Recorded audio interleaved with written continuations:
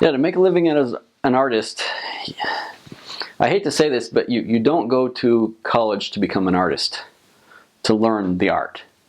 You would want to go to college to learn business, to learn how to be an entrepreneur. That's an important part of being an artist. There are things you can learn with with how you do art with the computer. Some graphic stuff. So there's good stuff to learn, but as far as the technical skill, train with other artists, practice yourself. But the important thing, as far as education and training, is learning business. Learn how to get out there, how to promote yourself, how to learn social media. It's not just to play and socialize. You can use it as a business tool. Things like that is important to be an artist. There are a lot of different types of artists. There's the fine artist and there's the graphic artist.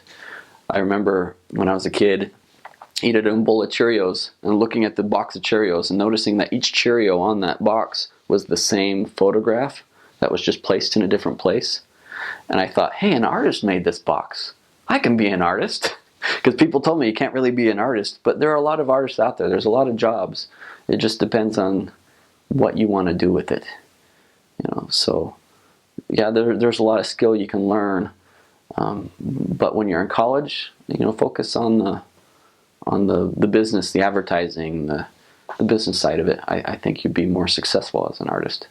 You do need a lot of different income streams to be successful. You've heard the phrase a starving artist. That's not just a funny joke. That's very real. So if you do want to be an artist, like a fine artist, just doing your own artwork, be prepared to go through some hard times, some very tight times, live on a very small budget. Because most artists are either starving artists who just do it as a hobby, or have very little money, or they make a lot of money. So there's not a whole lot of in between. And I'm still starting to be on the higher end of the starving artist.